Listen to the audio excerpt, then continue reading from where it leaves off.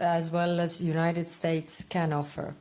The European Union itself will make a major contribution to the security guarantees with funding, training and defense industry support. We are working on these details now, including the extension of our current missions in Ukraine.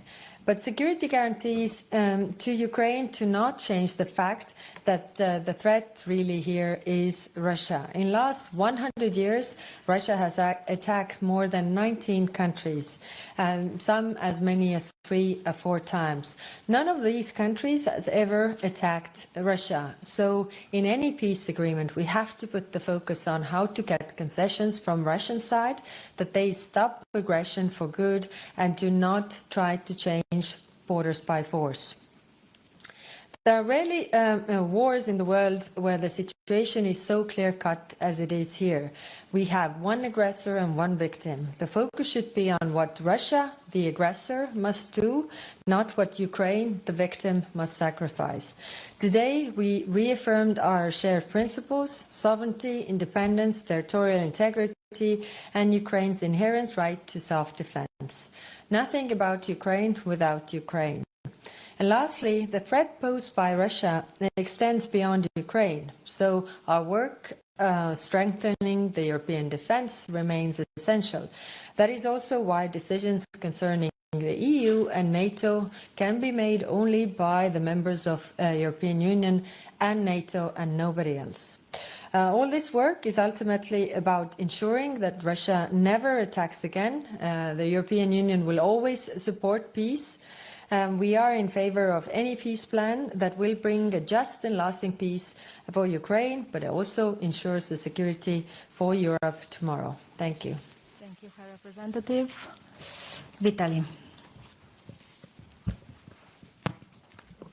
Thank you, Vitaly Sizov, Freedom. My question about the publication of Bloomberg about the details of preparation peace plan of United States. There is information that it was very high level of engagement Russian side on preparation this document, allegedly. Russian officials, they did not confirm, but did not confirm this their engagement.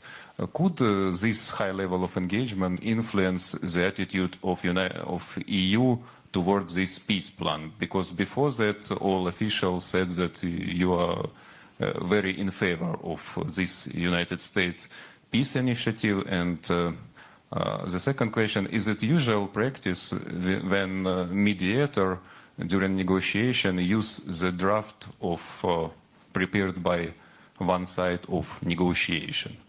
Thank you.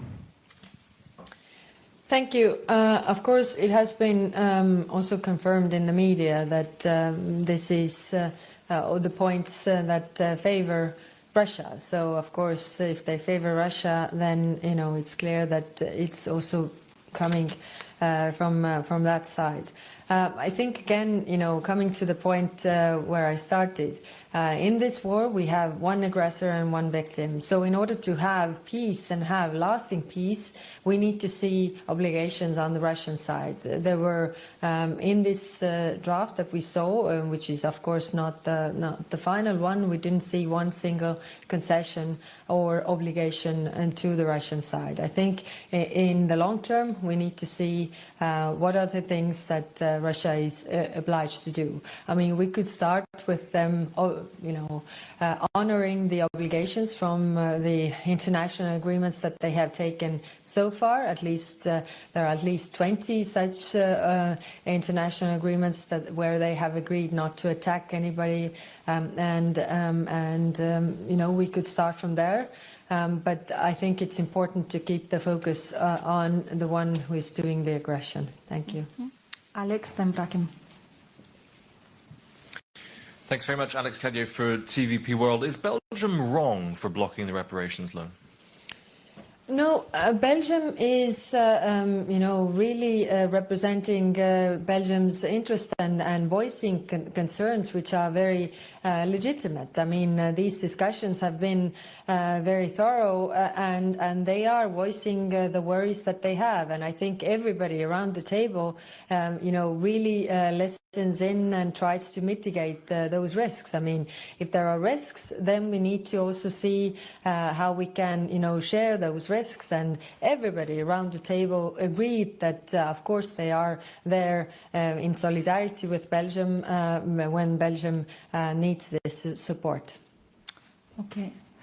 Max and, oh no, Brahim, you have it already said. Yeah, thank you, Brahim Marad, RG, Italian news agency. The NATO Secretary General Mark Rutte said today in an interview that the war could end by the end of the year. And as I understand, the Kremlin also said that would welcome that.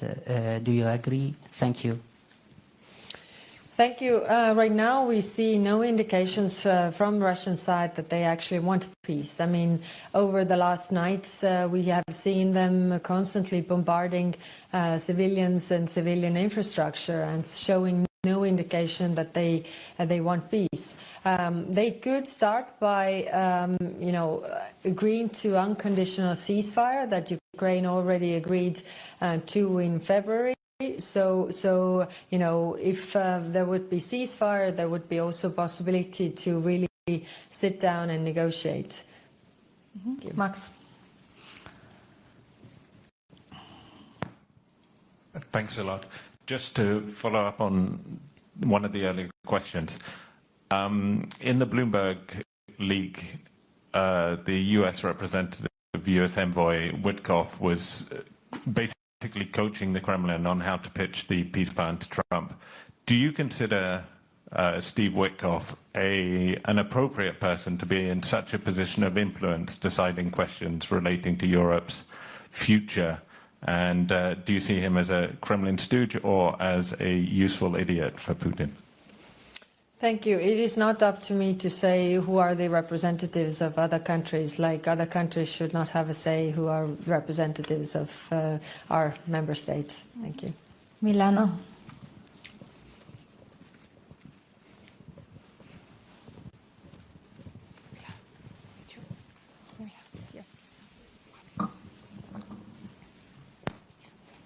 Thank you. Milana Holovan, Ukrainian Media Liga.net.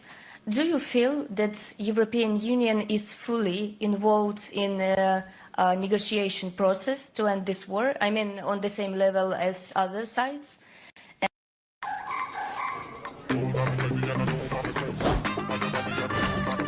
So fast! Crazy. Yes, I'm crazy, crazy. Ajuda, mind blow, pura, pura.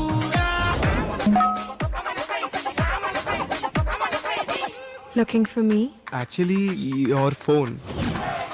Moto G57 Power. Be unstoppable. Hello, Moto.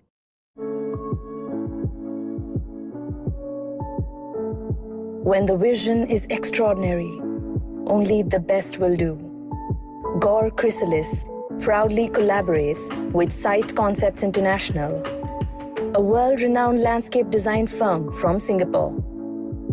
Meet the principal designer shaping this vision. Good day. I'm Owen Denver Bonsica, Landscape Design Director of Site Concepts. Which is dangerous for everybody, not only Ukraine, but also everybody else. Like I said, they have been in the practice of constantly attacking other countries, and we need to minimize that risk. Otherwise, it's going to be somebody else. Thank you. Valentina, then Jorge. Thank you, Valentina Vasilyeva, TVP. I have two questions. First, about reparation loan. Do you feel that after today's discussion, idea to use Russian frozen assets for reparation loan is more preferable for countries? Do you feel that there is some progress from months ago? And second question, if we hear a lot of statements from Europe, but if Ukraine finds itself in a situation where they or need to accept unfair peace or lose key ally, the United States. Are European countries ready to step up and provide this support and be this key ally for Ukraine? Thank you. Thank you. First on reparations loan. As you know, there's options paper provided where there are several options that could be, the solutions for financing Ukraine and the military needs. But of those, I think the reparations loan is the best option forward, and I welcome also that the announcement was made today that the work on the reparations loan will continue and the proposals, concrete proposals will come out, because this is also what the member states have said. I mean, a lot of questions on the details. On the political level, the understanding of the needs is there, but of course, the devil is in the details, so they need to see also the legislative proposal, and the Commission is working on that, and the urgency, I think, is seen, especially now when we know that this is something that Russia does not want. So we definitely need to move on with that work, as well as the work with the sanctions on Shadow Fleet, because November only, their oil revenues dropped 35% due to sanctions put by Europe, but also US sanctions. Thank you. Okay, Jorge, and then last one, Andrew. Hello, Jorge Libarreiro with Euronews. I want to pick up on what you said at the beginning, the importance to distinguish between aggressor and victim, because we've been hearing a lot about, capping the size of the Ukrainian army as part of a settlement, but we haven't heard anything about capping the size of the Russian army, which is the one that launched the invasion and caused the destruction. Do you think this is the right approach, and should Ukraine agree to limit its army while Russia is allowed to freely rearm for a new attack in the future? Thank you. Thank you. This is a very good question. Exactly that. If we want to prevent this war to continue, then actually we should, curb the army of Russia and also their military budget. Because if you're spending 38% of your total budget on military, and by the way, only 16% on social affairs in Russia. So if you're spending 36, or was it 38? I actually might mix the numbers, but close to 40%, let's say so, close to 40% you spend on the military, then you will want to use it again. And that is a threat to us all. And that's why the focus should be on these concessions that Russia will make. Of course, I mean, we have always said that it's a sovereign right for every country to decide their size of the military, and that's why we shouldn't walk into that trap that Russia is setting, talking about the gapping of Ukrainian army.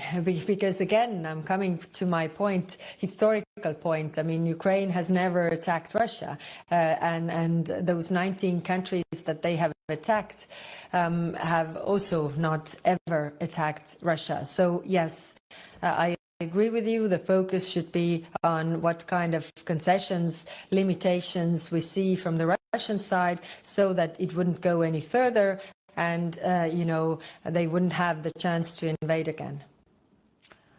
Last one.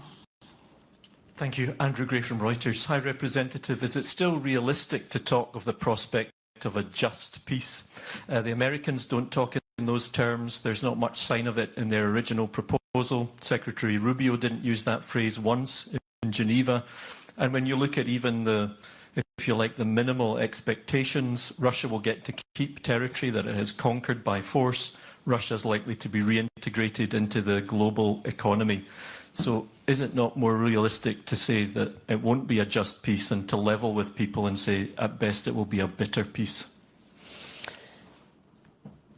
If we want this to not happen again, if we want this not to continue and go any further, then we need to have a just and lasting peace. And I will fight for this as long as I can, because I really think that this is a matter of bigger picture of European security as well. If aggression pays off, it will be, it will serve as an invitation to use aggression again and use it also elsewhere. And that is the threat for everybody in the world, especially the small countries. And in Europe, as you know, Paul-Henri Spaak said, there are only two types of countries, the small countries and those who haven't realized that they are small countries yet. Thank you. Thank you. With this we conclude. Good afternoon.